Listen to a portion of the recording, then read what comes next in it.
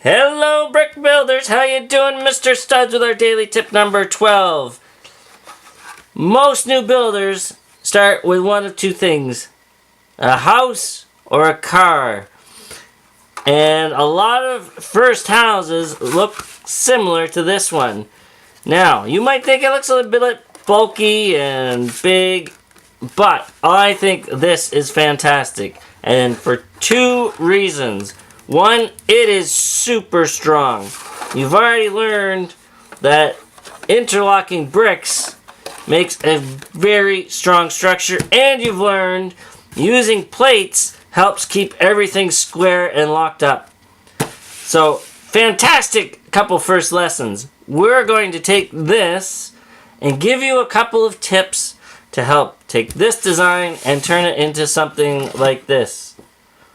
Now, if you look back in the Lego catalog, you'll notice that this building isn't very dissimilar from the kinds of builds that Lego did in the early 80s. And if you go back in their catalog and you're looking through, that's some really good inspiration on how to improve your designs. So one thing, first off, is going from these big 2x4 bricks to 1x bricks. And the scale of these 1x bricks looks more similar to the thickness of a wall when you're dealing with minifig scale. Another thing is to put your door on the side.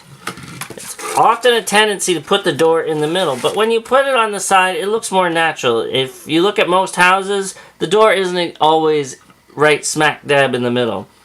Give yourself a couple of little windows. And a really important thing is to make sure you can get in there and play.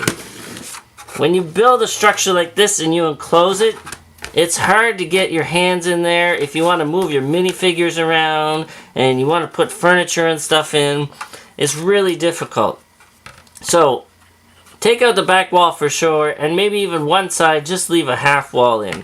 It'll still be strong, it won't break apart, but it'll give you lots of room to get in there.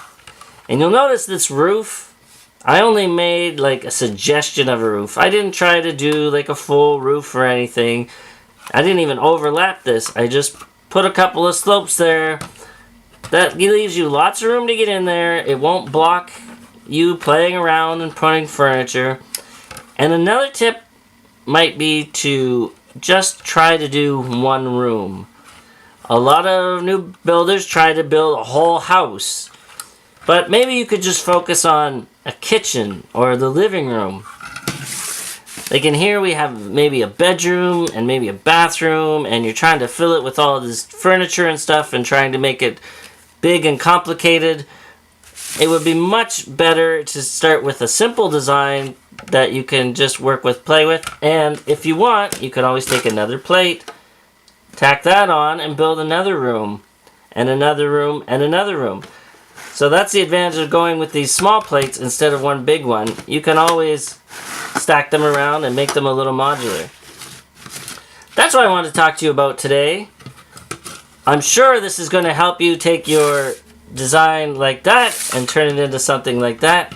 Play around with some ideas. Thank you for watching, and especially thank you for all the likes, shares, and subscribes. Please keep doing so, and don't forget we have a Patreon account if you wish to support us in that way. Have a great day. Keep dreaming in bricks, guys. See you tomorrow.